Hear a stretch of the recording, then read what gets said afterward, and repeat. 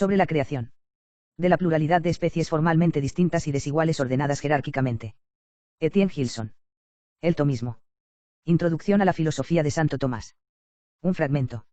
Este libro ha sido digitalizado mediante reconocimiento óptico de caracteres, por lo cual puede contener errores gramaticales, ortográficos y saltos de línea. El origen primero de la multiplicidad de las cosas y de su distinción no se halla, pues, en la casualidad, sino en la primera causa, Dios. Por lo demás, no es imposible hacer aparecer la razón de conveniencia que invitaba al Creador a producir una multiplicidad de criaturas. Todo ser que obra, tiende a producir su semejanza en el efecto que produce y consíguelo tanto más perfectamente, cuanto el ser actuante de que tratamos es en sí más perfecto. Es evidente, en efecto, que un ser que posee calor, cuanto más posee, tanto más comunica, cuanto más excelente es un artista, tanto más perfecta es la forma de su arte.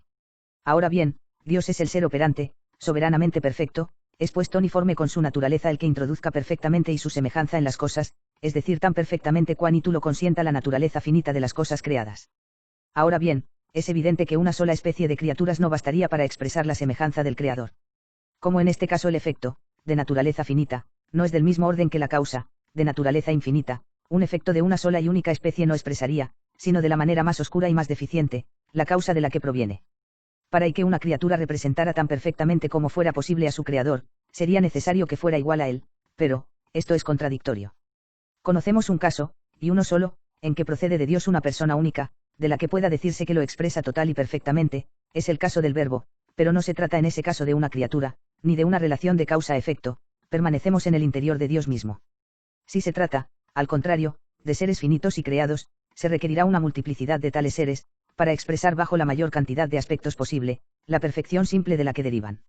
La razón de la multiplicidad y de la variedad de las cosas creadas es, pues, que esta multiplicidad y esta variedad eran necesarias para expresar, tan perfectamente como pueden hacerlo las criaturas, la semejanza del Dios creador. Pero poner la existencia a criaturas de especies diferentes, necesariamente es producir criaturas de desigual perfección. En que pueden distinguirse, en efecto, las cosas múltiples y distintas que expresan la semejanza divina. No puede ser sino por su materia o por su forma.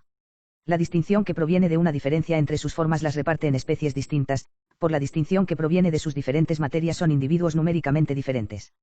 Pero la materia existe solo en vista de la forma, y los seres que son numéricamente distinguidos por sus materias, no lo son sino para hacer posible la distinción formal que diferencia sus especies de las otras. En los seres incorruptibles no hay más que un individuo de cada especie, es decir que no hay ni distinción numérica ni materia, ya que siendo el individuo incorruptible, basta para asegurar la conservación y la diferenciación de la especie. En los seres que pueden engendrarse y corromperse, es necesaria una multiplicidad de individuos para asegurar la conservación de la especie. Los seres no existen, pues, en el seno de la especie, a título de individuos numéricamente distintos, sino para permitir que la especie subsista como formalmente distinta de las otras especies. La distinción verdadera y principal que descubrimos en las cosas está en la distinción formal. Pero no hay distinción formal posible sin desigualdad de fe.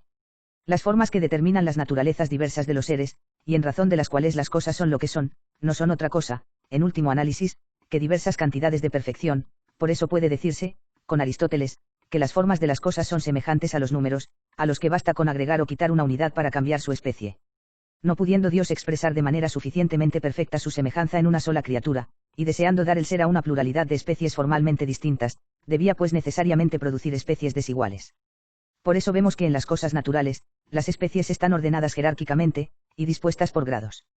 Así como los mixtos o compuestos son más perfectos que los elementos, del mismo modo las plantas son más perfectas que los minerales, los animales más perfectos que las plantas, y los hombres más perfectos que los demás animales.